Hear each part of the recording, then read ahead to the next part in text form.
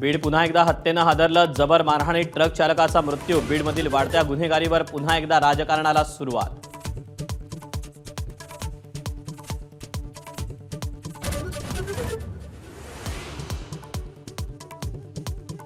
वर्ष नोकरी करूनही पगार न मिळाल्यानं बीडमधील शिक्षकाची आत्महत्या.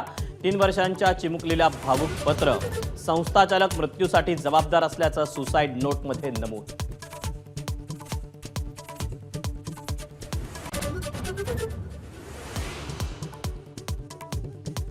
बीडमधील वाढत्या गुन्हेगारीवर अंजली दमानी यांचा उपमुख्यमंत्री अजित पवारांवर निशाणा. अजित पवार कसले पालकमंत्री, एवढे गुन्हे घडतायत तरी एकदाच बीडला गेले. अंजली दमानी यांचा हल्लाबोल.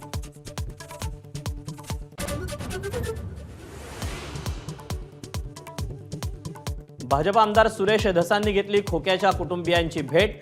धसांसमोर खोक्याच्या कुटुंबियांचा आक्रोश. तर अनेक गुन्हे असणाऱ्या सतीश भोसलेचा सुरेश धसांना एवढा कुळका का, सवाल उपस्थित.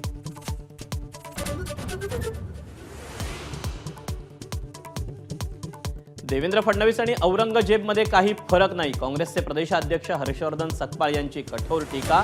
तर भाजपचा जोरदार पलटवार.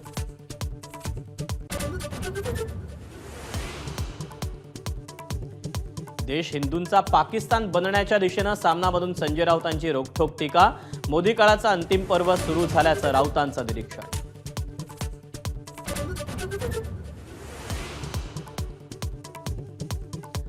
सांगलीचे खासदार विशाल पाटील यांना चंद्रकांत पाटलांकडून भाजपमध्ये येण्याची ऑफर.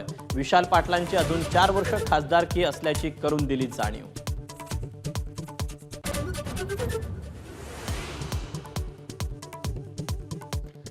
मला शिंदे गटाकडून ऑफर होती, मात्र सेक्युलर भूमिकेचा पक्ष म्हणून राष्ट्रवादीत जाणार.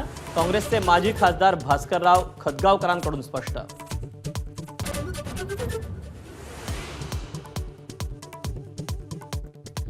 भाजपच्या विधान परिषद पोटनिवडणुकीत उमेदवारांची नावं जाहीर. संदीप जोशी, संजय केनेकर, दादाराव केचे यांना उमेदवारी दाखल करण्याच्या सूचना.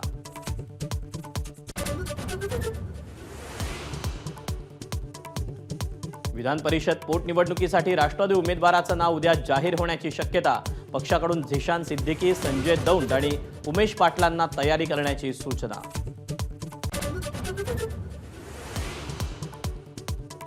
शिंदेंच्या शिवसेनेलाही विधान परिषद पोटनिवडणुकीत 1 जागा आणि इच्छुक 4. नाराजी टाळण्यासाठी आयत्यावेळी नाव जाहीर होण्याची शक्यता.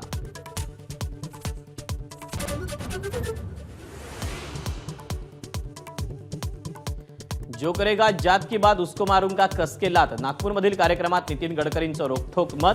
मुस्लिम समुदायालाही अब्दुल कलामांचा आदर्श ठेवण्याचा सल्ला.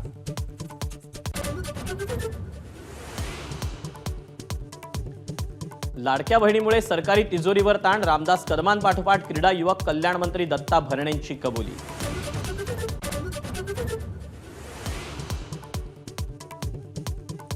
संत तुकाराम महाराजांचा त्रिशतकोत्तर अमृत महोत्सवी बीज सोहळा संपन्न. वारकरी भक्तांनी फुलली देहू नगरी. जगद्गुरू संत तुकाराम महाराज पुरस्कार उपमुख्यमंत्री शिंदेंना प्रदान.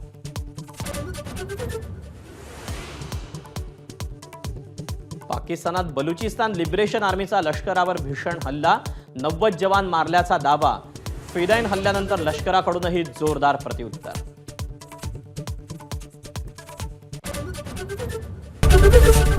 एबीपी माझा, उघडा डोळे बघा नीट.